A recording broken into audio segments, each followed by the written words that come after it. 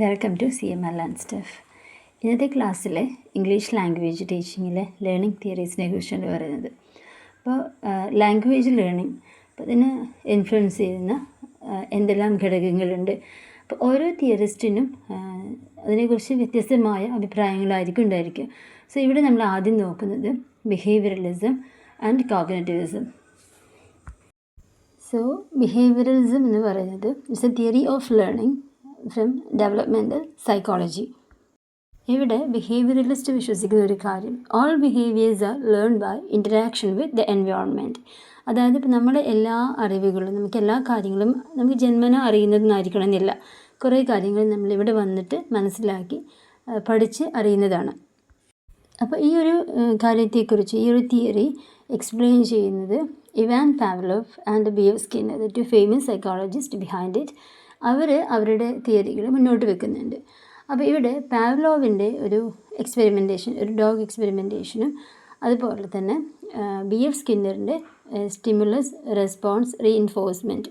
അപ്പോൾ ഈ ഒരു രണ്ട് വ്യക്തികളും അവരുടേതായിട്ടുള്ള തിയറി നമ്മുടെ മുന്നിലേക്ക് വെച്ചിട്ടുണ്ട്. അപ്പോൾ ഈ ഒരു കാര്യം, ഇപ്പോൾ നമ്മൾ നേരത്തെ പറഞ്ഞു, പല കാര്യങ്ങളും നമ്മൾ മനസ്സിലാക്കി ഇവിടുന്ന് തന്നെ തിരിച്ചറിഞ്ഞുകൊണ്ട് പഠിക്കുന്നതാണ് എന്ന് പറഞ്ഞല്ലോ. അപ്പോൾ ഇതൊരു ഹാബിറ്റ് എന്ന രീതിയിൽ ഇപ്പോൾ എങ്ങനെയാണ് നമ്മൾ കുറേ കാര്യങ്ങൾ ശീലത്തിലൂടെ മനസ്സിലാക്കുന്നത് എന്നുള്ളതാണ് ബിഹേവിയറലിസം എന്ന് പറയുന്ന ഈ ഒരു തിയറിയിൽ പറയുന്നത്.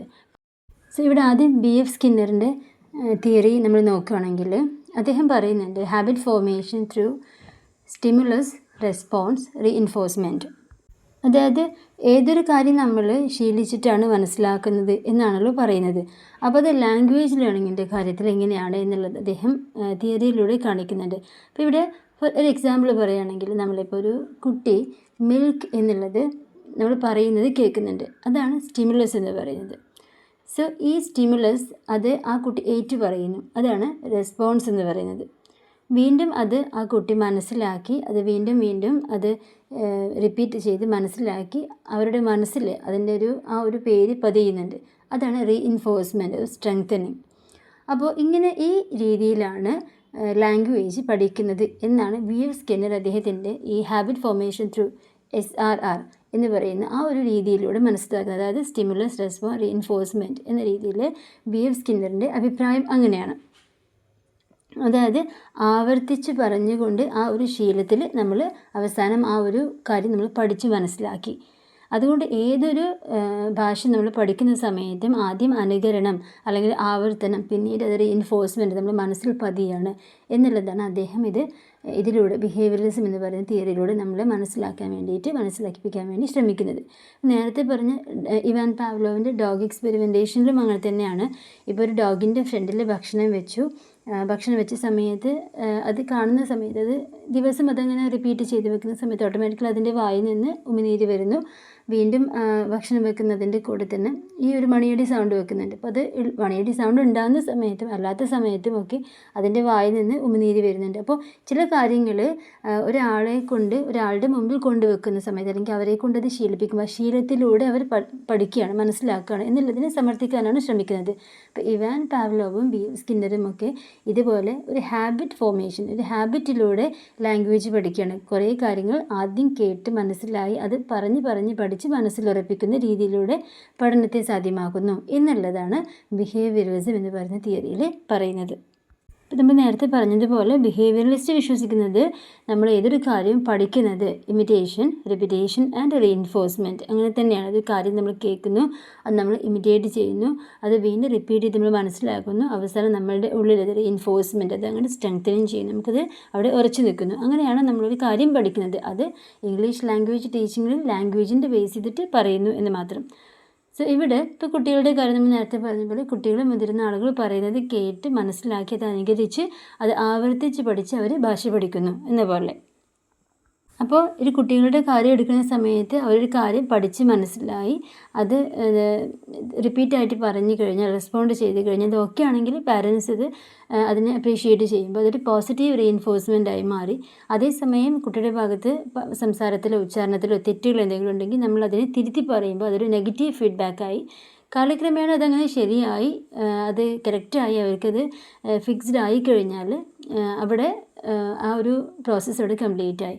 അപ്പോൾ ഇവിടെ പ്രധാനമായിട്ടും പറയുന്നൊരു കാര്യം എന്താണെന്ന് വെച്ച് കഴിഞ്ഞാൽ, ഒരു കാര്യം ചിന്തിക്കാതെ തന്നെ ഒരാൾ പഠിക്കുകയാണ് ചെയ്യുന്നത്. അതായത് ഇവിടെ ഇമിറ്റേറ്റ് ചെയ്യാണ്. അപ്പോൾ ഒരു സംഭവം, ഒരു വാക്ക് കേട്ടു, ആ വാക്ക് ആ കുട്ടി അത് റിപ്പീറ്റ് ചെയ്ത് പഠിക്കുന്നു. അപ്പോൾ അത് എങ്ങനെ വന്നു, എന്തുകൊണ്ട് അങ്ങനെ എന്നുള്ളത് ആ കുട്ടി ചിന്തിക്കുന്നേ ഇല്ല, ജസ്റ്റ് അത് ഇമിറ്റേറ്റ് ചെയ്യുക മാത്രമാണ്. അപ്പോൾ ഇവിടെ എന്താണെന്ന് വെച്ച് കഴിഞ്ഞാൽ, ഇവിടുത്തെ ഒരു പ്രോസസ്സ് എന്ന് പറയുന്നത് training someone to respond automatically without thinking. ഇപ്പോൾ ബിഹേവിയറലിസ്റ്റിൽ എടുത്തു പറയുന്നൊരു കാര്യം എന്താണെന്ന് വെച്ച് കഴിഞ്ഞാൽ, ഒരു കാര്യത്തെക്കുറിച്ച്, പഠിക്കുന്ന കാര്യത്തെക്കുറിച്ച് അയാൾ ആവശ്യമില്ലാതെ ഒന്നും ചിന്തിക്കുന്നൊന്നുമില്ല. ഇതെങ്ങനെ വന്നു, എവിടെ നിന്ന് വന്നു എന്നൊന്നും ചിന്തിക്കാണ്ട് ജസ്റ്റ് അതങ്ങോട്ട് ഇമിറ്റേറ്റ് ചെയ്യുകയാണ് ചെയ്യുന്നത്. വേറൊരു കാര്യത്തെക്കുറിച്ചും അവർ മനസ്സോ, അതായത് ബ്രെയിൻ ഉപയോഗിക്കുന്നില്ല.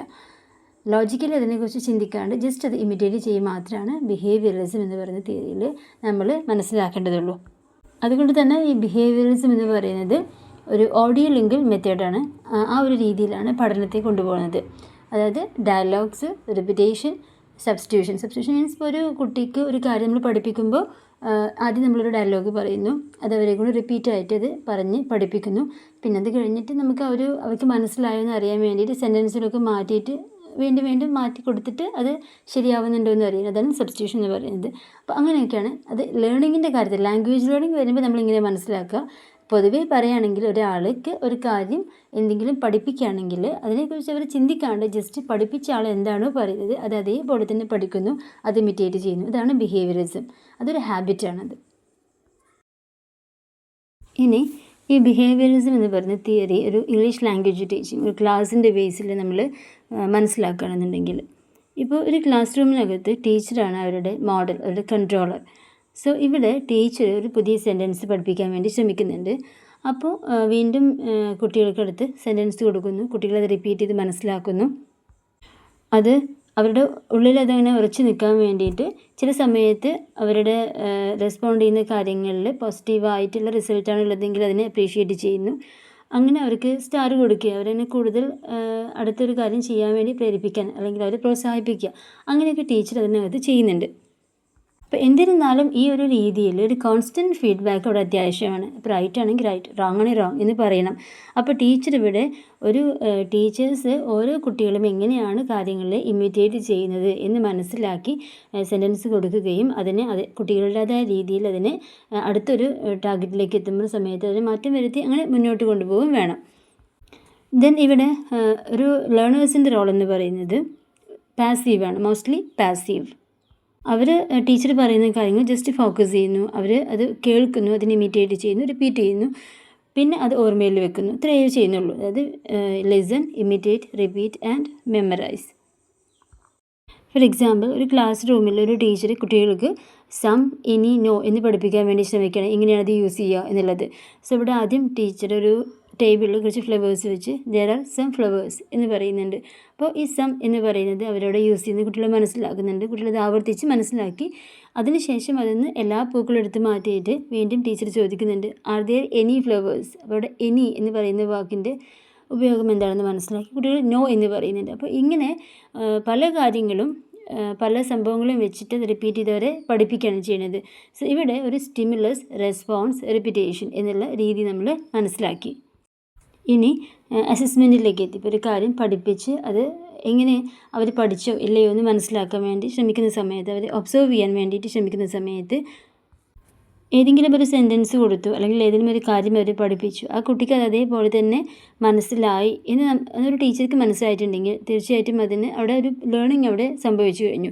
അവർക്കതിന് ആവശ്യമായ അപ്രീസിയേഷൻസ് കൊടുത്ത് അവരെ വീണ്ടും കൂടുതൽ കാര്യങ്ങൾ പഠിപ്പിക്കാൻ വേണ്ടി പ്രേരിപ്പിക്കുന്നുണ്ട്. അപ്പോൾ ഇതിൻ്റെ എല്ലാം ഒരു ടോട്ടൽ റിസൾട്ട് എന്ന് പറയുന്നത് ഇവിടെ ഒരു ഓഡിയോ ലിങ്കൽ മെത്തേഡാണ് യൂസ് ചെയ്തിട്ടുള്ളത്. മാത്രമല്ല ഒരു ഓഡിയോ ലിങ്കൽ മെത്തേഡ്, അതായത് ഒരു ഡയലോഗ്, റിപ്പിറ്റേഷൻ, സബ്സ്റ്റിറ്റ്യൂഷൻ എന്ന രീതിയിലാണ് ഈ ഒരു ബിഹേവിയറലിസ്റ്റിൽ കാര്യങ്ങൾ പോകുന്നത്. അതായത് SRR മെത്തേഡ്. അപ്പോൾ സ്റ്റിമുലസ്, റെസ്പോൺസ്, റിപ്പിറ്റേഷൻ എന്ന് പറയുന്നത് ഇവിടെ തിങ്കിങ് ഓർ ക്രിയേറ്റിവിറ്റിക്ക് യാതൊരു ഇമ്പോർട്ടൻസും ഇല്ല. സോ നെക്സ്റ്റ് നമ്മൾ നോക്കുന്നത് കോഗ്നിറ്റിവിസം. സോ ഇവിടെ ബിഹേവിയറിസം മനസ്സിലായ ഒരാൾക്ക് കോഗ്നിറ്റിവിസം മനസ്സിലാക്കാൻ കുറച്ചുകൂടി എളുപ്പമായിരിക്കും. അതായത് ബിഹേവിയറിസത്തിൽ പറയുന്നത് ഒരു കുട്ടി ഇമിറ്റേറ്റ് ചെയ്യുകയാണ് എന്നുള്ളത് നിങ്ങൾ ആദ്യം മനസ്സിലാക്കുക. അതേസമയം കോഗ്നിറ്റിവിസം എന്ന് പറയുന്നത് ബിഹേവിയറിസ്റ്റിൻ്റെ ജസ്റ്റ് റിയാക്ഷനാണ്. അതായത് ബിഹേവിയറിസ്റ്റ് ഒരു കാര്യം സ്റ്റിമുലസ്, റെസ്പോൺസ്, ഹാബിറ്റ് എന്ന രീതിയിൽ ആണ് പഠിക്കുന്നത്. കാര്യങ്ങൾ പറഞ്ഞ് പഠിപ്പിച്ച് വീണ്ടും റിപ്പീറ്റ് ചെയ്ത് അതൊരു ശീലമാക്കിക്കൊണ്ടാണ് പഠിപ്പിക്കുന്നത്. അതേസമയം കോഗ്നിറ്റീവിസ്റ്റ് ചോദിക്കുന്നൊരു കാര്യം, വാട്ട് അബൌട്ട് തിങ്കിങ്? അതായത് എങ്ങനെ ജസ്റ്റ് റിപ്പീറ്റ് ചെയ്ത് മാത്രം മനസ്സിലാക്കുന്നതാണോ, അതോ ഒരു കാര്യത്തെ കുറച്ചുകൂടി ആലോചിച്ച് അത് എങ്ങനെയാണ് അതിൻ്റെ ബാക്കിൽ എന്തൊക്കെ കാര്യങ്ങൾ നമ്മൾ മനസ്സിലാക്കേണ്ടതുണ്ട് എന്നുള്ളത് കൂടി മനസ്സിലാക്കിയിട്ടല്ലേ പഠിക്കേണ്ടത് എന്ന രീതിയിലാണ് കോഗ്നിറ്റീവിസ്റ്റ് ചിന്തിക്കുന്നത്. What about thinking? ഇവിടെ ഇവരുടെ എക്സാമ്പിൾ പറയുന്നുണ്ട്. ഒരു സ്മാർട്ട് ഫോൺ നമ്മളുടെ കൈ കിട്ടി. ഈ സ്മാർട്ട് ഫോണ് നമ്മൾ അതിനകത്ത് തെറ്റായ ഒരു ബട്ടൺ നമ്മൾ അമർത്തി കഴിഞ്ഞാൽ ആ ഒരു ഫോണിൻ്റെ കംപ്ലീറ്റ് ആ സിസ്റ്റം കംപ്ലീറ്റ് കേടുവന്നു എന്ന് വെച്ചോ. അങ്ങനെയാണെന്നുണ്ടെങ്കിൽ നമ്മൾ ചില ആളുകൾ അത് കേടുവന്നു, നാശമായി, അതവിടെ വെച്ച് പോയി, അതൊരു ഹാബിറ്റാണ്. ചില ആളുകൾ അങ്ങനെയാണ്. അതേസമയം വേറെ കുറച്ച് ആൾക്കാർ ഈ ഒരു കാര്യത്തെക്കുറിച്ച് അവരുടെ പഴയ അറിവ് വെച്ച് അതിനെ നന്നാക്കാൻ വേണ്ടി ശ്രമിക്കുകയോ അതല്ലെങ്കിൽ വേറെ ആളുകളോട് ചോദിച്ച് മനസ്സിലാക്കിയിട്ട് അതിനെ ആ ഒരു പ്രോബ്ലം സോൾവ് ചെയ്യാൻ വേണ്ടി ശ്രമിക്കുകയോ ചെയ്യാം. അപ്പോൾ ഇവിടെ this is not just about imitation. ഇവിടെ it is using our mind. ഇവിടെ ജസ്റ്റ് ഇമിറ്റേറ്റ് ചെയ്യല്ല ചെയ്യുന്നത്, നമ്മൾ നമ്മളുടെ ബുദ്ധി ഉപയോഗിച്ച് അതിനെ എങ്ങനെ സോൾവ് ചെയ്യാം എന്ന് നമ്മൾ ആലോചിക്കുന്നുണ്ട്. അപ്പോൾ അതുകൊണ്ട് കോഗ്നിറ്റിവിസം എന്ന് പറയുന്നത് it is not just habit formation. ഇവിടെ ഒരു മെൻ്റൽ പ്രോസസ്സിംഗ് ആണ് നടക്കുന്നത്. അതായത് നമ്മൾ ഏതൊരു കാര്യവും മനസ്സിലാക്കുന്നതിന് മുന്നേ അതിനെക്കുറിച്ച് ചിന്തിക്കുന്നുണ്ട്, അല്ലെങ്കിൽ ഒരു കാര്യം മനസ്സിലാക്കാൻ വേണ്ടിയിട്ട് അതിനെക്കുറിച്ച് ആധികാരികമായി നമ്മൾ മനസ്സിലാക്കി ചിന്തിച്ചുകൊണ്ടാണ് അടുത്തൊരു സ്റ്റെപ്പിലേക്ക് നമ്മൾ പോകുന്നത്. ഇതാണ് കോഗ്നിറ്റിവിസം. ഇനി ഈ ഒരു കാര്യം നമ്മൾ ഇംഗ്ലീഷ് ലാംഗ്വേജ് ടീച്ചിങ്ങിൽ എങ്ങനെയാണ് അപ്ലൈ ചെയ്യുക എന്ന് നിങ്ങൾ ആലോചിച്ച് നോക്കൂ. ജസ്റ്റ് നമ്മൾ ഗ്രാമർ പഠിക്കുകയാണ്. അപ്പോൾ ഗ്രാമർ പഠിക്കുന്ന സമയത്ത് ഒരു സെൻറ്റൻസ് ക്രിയേറ്റ് ചെയ്യാൻ പറഞ്ഞു. അപ്പോൾ നമുക്കവിടെ ടെൻസ് അറിഞ്ഞിരിക്കണം, ഓരോ ടെൻസസ് നമുക്ക് അറിഞ്ഞിരിക്കണം.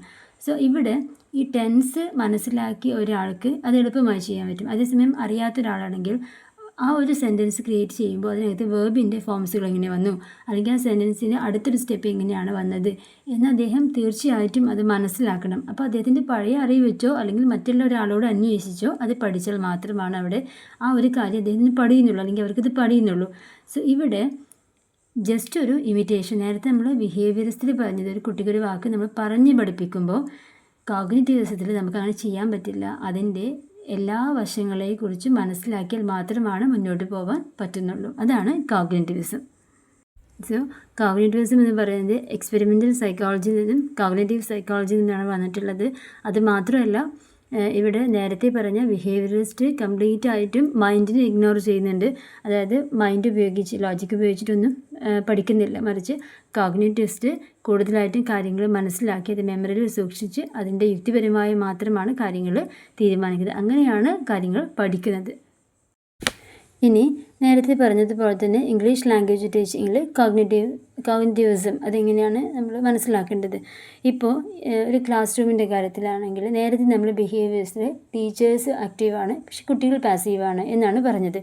പക്ഷേ ഇവിടെ കോഗ്നിറ്റീവ് സൈക്കോളജിയിലും കോഗ്നിറ്റിവിസം എന്ന് പറയുന്നതിനകത്ത് വരുന്നത് കുട്ടികളിവിടെ ആക്റ്റീവാണ്. അതായത് ഓരോ കുട്ടിയുടെയും ആവശ്യമനുസരിച്ച് അത് മനസ്സിലാക്കിയിട്ട് വേണം ഇവിടെ ടീച്ചേഴ്സ് എങ്ങനെയാണ് പഠിപ്പിക്കേണ്ടത് എന്ന കാര്യങ്ങൾ ക്രമീകരിക്കാൻ. കാരണം ഇവിടെ കുട്ടികളൊരു എംപ്റ്റി വെസൽസ് അല്ല. അവർ ഓരോ കാര്യം പഠിക്കുന്നത് പ്രോബ്ലം സോൾവിങ് മെത്തേഡിലൂടെ, അതുപോലെ ടാസ്ക് കൊടുത്ത് അത് സോൾവ് ചെയ്ത്, അല്ലെങ്കിൽ ഒരു പ്രൊജക്റ്റ് ബേസ്ഡ് ലേണിങ്ങിലൂടെയാണ് അവർ കാര്യങ്ങൾ മനസ്സിലാക്കുന്നത്. അതായത് കുട്ടികൾക്ക് ചിന്തിക്കാനുള്ള അവസരങ്ങൾ ഇവിടെ കൂടുതലാണ്. അപ്പോൾ ഒരു ആക്ടിവിറ്റി കൊടുത്തു കഴിഞ്ഞാൽ അത് ചെയ്യുന്നതിന് മുന്നേ തന്നെ അതിൻ്റെ ആശയം മനസ്സിലാക്കി എന്ന് ഉറപ്പാക്കണം ടീച്ചേഴ്സ്. അതുപോലെ തന്നെ അവർ നിർബന്ധമായിട്ടും ആ ഒരു കോൺസെപ്റ്റ് എന്താണെന്ന് അവർ മനസ്സിലാക്കണം. അത് ആവർത്തിച്ച് പറഞ്ഞാൽ മാത്രം പോരാ, അത് എന്താണെന്ന് മനസ്സിലാക്കി പ്രവർത്തനങ്ങൾക്ക് മുമ്പേ അത് മനസ്സിലാക്കിയെടുക്കണം. അത് മനസ്സിലാക്കിയിട്ടുണ്ടോ എന്ന് ടീച്ചേഴ്സ് വീണ്ടും വീണ്ടും ശ്രദ്ധിക്കണം. ഇനി അവർക്ക് കിട്ടിയിട്ടുള്ളൊരു ടാസ്ക് അവർ കംപ്ലീറ്റ് ചെയ്യുന്ന സമയത്ത് അവർക്ക് പഴയ കാര്യങ്ങൾ മനസ്സിലാക്കി, പഴയ കാര്യങ്ങൾ ഓർത്ത് ഇതിലൂടെ എങ്ങനെ അപ്ലൈ ചെയ്യാമെന്നൊക്കെ അവർ ലോജിക്കലി അത് ആലോചിക്കണം, അത് ഉപയോഗിക്കും വേണം. ഇപ്പോൾ ഫോർ എക്സാമ്പിൾ ഒരു പാസ്റ്റ് ടെൻസ് പഠിപ്പിക്കുകയാണ്. അപ്പോൾ പാസ്റ്റ് ടെൻസ് പഠിപ്പിക്കുമ്പോൾ അതിന് മുന്നേ തന്നെ പ്രസൻറ്റ് ടെൻസ് അവർക്ക് എത്രമാത്രം അറിയാം എന്നുള്ളത് ടീച്ചേഴ്സ് വിലയിരുത്തും. ഇപ്പോൾ ചിലപ്പോൾ ഒരു സെൻറ്റൻസ് കൊടുത്തിട്ട് അതിനകത്ത് വേർബിനെ കട്ട് ചെയ്തിട്ട് അതിൻ്റെ ഏത് ഫോംസാണ് അവിടെ യൂസ് ചെയ്യുക, ഏത് ഫോമാണ് യൂസ് ചെയ്യുക എന്നുള്ളത് വേണമെങ്കിൽ ചോദിക്കാം. അപ്പോൾ അങ്ങനെയൊക്കെ കുട്ടികളെ അവിടെ ആക്റ്റീവാക്കി മാറ്റുക എന്നുള്ളതാണ്. അപ്പോൾ നേരത്തെ പറഞ്ഞ ബിഹേവിയറിസം എന്ന് പറയുന്നത് ജസ്റ്റ് ഇമിറ്റേഷൻ മാത്രമേ ഉള്ളൂ. അവിടെ കുട്ടികൾക്ക് ചിന്താശക്തി വർദ്ധിപ്പിക്കുന്ന ഒന്നുമില്ല. അതേസമയം കോഗ്നിറ്റീവിസം എന്ന് പറയുന്നത് കുട്ടികൾക്ക് കൂടുതൽ കാര്യങ്ങൾ അവർ ചെയ്ത് പഠിച്ച് അവരുടെ ബുദ്ധിപരമായ കഴിവുകളെ കൂടി വികസിപ്പിച്ചെടുക്കുക എന്നുള്ളത് ഈ കോഗ്നിറ്റീവിസം എന്നുള്ളതിൽ പറയുന്നുണ്ട്. സോ ഇതിനകത്തുള്ള ക്ലാസ് റൂമിലെ പ്രവർത്തനങ്ങളും അല്ലെങ്കിൽ അസസ്മെൻറ്റ്, മൂല്യനിർണ്ണയമൊക്കെ നമ്മൾ നേരത്തെ പറഞ്ഞ പോലെ തന്നെയാണ്. ഓരോ ടീച്ചേഴ്സും ഒരു ആക്ടിവിറ്റി കൊടുക്കുന്നതിന് മുന്നേ തന്നെ കുട്ടികൾക്ക് കൊടുക്കുന്ന ആശയം ഇന്നതാണോ എന്നുള്ളത് മനസ്സിലായോ എന്ന് ഉറപ്പ് വരുത്തണം. അതുപോലെ തന്നെ ഒരു പ്രോബ്ലം സോൾവിങ് ടാസ്ക്കാണ് കൊടുക്കുന്നത്, അല്ലെങ്കിൽ പ്രൊജക്റ്റ്, അതുപോലെ ഇൻഡക്റ്റീവ് ഗ്രാമർ, ഇതൊക്കെ നമുക്ക് ഉപയോഗിക്കാം. അതെല്ലാം ഓരോ കുട്ടിയുടെയും കഴിവുകൾ എങ്ങനെയാണെന്ന് മനസ്സിലാക്കിയിട്ട് വേണം അത് അറേഞ്ച് ചെയ്യാൻ വേണ്ടിയിട്ട്. ഇപ്പോൾ ഗ്രൂപ്പ് ഡിസ്കഷൻസ്, പസിൽസ്, അതുപോലെ കോൺസെപ്റ്റ് മാപ്പിംഗ്, ഇതെല്ലാം സാധാരണ കൊടുക്കുന്ന കാര്യങ്ങളൊക്കെ മൂല്യനിർണ്ണയത്തിന് വേണ്ടി കുട്ടികൾക്ക് മനസ്സിലായോ അവരെ അസസ് ചെയ്യാൻ വേണ്ടിയിട്ട് ഉപയോഗിക്കുന്ന രീതികളാണ്. അതായത് process is more important than product. അതായത് കുട്ടിക്ക് കൊടുത്ത ടാസ്ക് അവർ കംപ്ലീറ്റ് ചെയ്യുക എന്നുള്ളതിനേക്കാൾ കൂടുതൽ പ്രാധാന്യം, അത് ഇമ്പോർട്ടൻ്റ് ആണ്, പക്ഷെ അതിനേക്കാൾ കൂടുതൽ പ്രാധാന്യം ആ കുട്ടി എങ്ങനെയാണ് ആ പ്രോബ്ലം സോൾവ് ചെയ്തത് എന്നുള്ളത് അന്വേഷിക്കുക കൂടിയാണ്. ഇവിടെ ബ്ലൂംസ് ടാക്സോണമി ഉപയോഗിക്കാം. അത് നമുക്ക് കുറച്ചുകൂടി ഡീറ്റെയിൽ ആയിട്ട് വേറെ ക്ലാസ്സിൽ പറയാം. അതായത് comprehension, application, analysis, synthesis, evaluation, ഈ രീതിയിൽ. അപ്പോൾ ഇവിടെ ഇപ്പോൾ ഫോർ എക്സാമ്പിൾ ഇപ്പോൾ നമ്മൾ സാധാരണ ഒരു വേർബ് പഠിക്കുന്ന സമയത്ത് അതിൻ്റെ 3 ഫോംസ് പഠിക്കുന്നുണ്ടല്ലോ. അപ്പോൾ നമ്മളെപ്പോഴും പാസ്റ്റ് ടെൻസ് ED ചേർത്ത് കഴിഞ്ഞാൽ പാസ്റ്റ് ടെൻസ് ആണ് നമ്മൾ പഠിപ്പിച്ചു കൊടുക്കും കുട്ടികൾക്ക്. പക്ഷേ ചില വേർബുകൾ വരുന്ന സമയത്ത് അങ്ങനെയല്ല. അപ്പോൾ ഇപ്പോൾ ഗോ എന്നാണെങ്കിൽ ഗോഡ് എന്നല്ല വെൻറ്റ്, അത് എന്തുകൊണ്ടാണ് എന്നുള്ളത് കുട്ടി മനസ്സിലാക്കണം. അടുത്തൊരു സെൻറ്റൻസ് വരുന്ന സമയത്ത് അത് തെറ്റിക്കാൻ പാടില്ല. അപ്പോൾ അങ്ങനെയൊക്കെ ഒരു പ്രോബ്ലം നമ്മൾ കൊടുത്തു കഴിഞ്ഞാൽ ആ കുട്ടി അത് ചെയ്തോ ഇല്ലേ എന്നുള്ളതല്ല, അത് എങ്ങനെ ചെയ്തു എന്നുള്ളത് കൂടി ഇവിടെ വിലയിരുത്തപ്പെടുന്നുണ്ട്. അപ്പോൾ അതുകൊണ്ട് തന്നെ ക്ലാസ് റൂം, ഈ കോഗ്നിറ്റിവിസം എന്ന് പറയുന്നത് ക്ലാസ് റൂമിനകത്ത് ലേണേഴ്സ് സെൻറ്റേർഡ് ആണ്, അതുപോലെ തന്നെ തിങ്കിങ് സെൻറ്റേർഡ് ആണ്. ജസ്റ്റ് ഫോക്കസ് എന്ന് മാത്രമല്ല, ഈ ബിഹേവിയറിസത്തിൻ്റെ ഹാബിറ്റ് ഫോർമേഷൻ്റെ ആ രീതിയിൽ നിന്ന് വളരെ വ്യത്യസ്തമായിട്ട് ഇവിടെ കുട്ടികൾ കൂടുതലായിട്ടും ഇതിനകത്ത് ഇൻവോൾവ്ഡ് ആണ് എന്നുള്ളതാണ് കാണിക്കുന്നത്. സോ ഇന്നത്തെ ക്ലാസ്സിൽ നമ്മൾ ലേണിംഗ് തിയറീസിലെ ബിഹേവിയറിസം ആൻഡ് കോഗ്നിറ്റിവിസം ആണ് പറഞ്ഞിട്ടുണ്ടായിരുന്നത്. അപ്പോൾ രണ്ടും തമ്മിലുള്ള ഡിഫറൻസ് എന്താണെന്ന് ആദ്യം മനസ്സിലാക്കുക. ബിഹേവിയറിസം എന്ന് പറയുന്നത് ഒരു ഹാബിറ്റ് ഫോർമേഷനാണ്, പറഞ്ഞ് പഠിപ്പിച്ച് ശീലമായ കാര്യങ്ങൾ അത് ഫോളോ ചെയ്യുകയാണ് ചെയ്യുന്നത്. അതേസമയം കോഗ്നിറ്റിവിസം എന്ന് പറയുന്നത് അങ്ങനെയല്ല, ഓരോ കാര്യവും മനസ്സിലാക്കി അതിൻ്റെ എങ്ങനെയാണ് ഒരു കാര്യം നമ്മൾ മുൻകൂട്ടി മനസ്സിലാക്കേണ്ടത്, അല്ലെങ്കിൽ എങ്ങനെയാണ് ഓരോ കാര്യങ്ങളും വരുന്നത്, അതിൻ്റെ ആൻസർ അങ്ങനെ കിട്ടാനുള്ള കാരണം എന്താണെന്ന് കുട്ടികൾ ലോജിക്കലി അത് ചിന്തിച്ചുകൊണ്ട് അവരുടെ ആൻസറിലേക്ക് എത്തുന്ന രീതി, അല്ലെങ്കിൽ ആ രീതിയിൽ ടീച്ചേഴ്സ് അവരെ വിലയിരുത്തുക, ആ ഒരു രീതിയാണ് കോഗ്നിറ്റിവിസം എന്ന് പറയുന്നത്. അപ്പോൾ ജനറലായിട്ട് മനസ്സിലാക്കുക, ഇംഗ്ലീഷ് ലാംഗ്വേജ് ടീച്ചിങ്ങിൽ ഇത് എങ്ങനെയാണ് അപ്ലൈ ചെയ്യുന്നത് എന്നുള്ളത് മനസ്സിലാക്കുക. അപ്പോൾ നെക്സ്റ്റ് ക്ലാസ്സിൽ നമ്മൾ അടുത്ത തിയറീസും അതുപോലെ ചില ഫേമസ് തിയറിസ്റ്റുകൾ അവരുടെ സ്വാധീനം എങ്ങനെയാണ് ഈ തിയറികളിൽ വരുന്നത് എന്നുള്ളതാണ് പറയുന്നത്.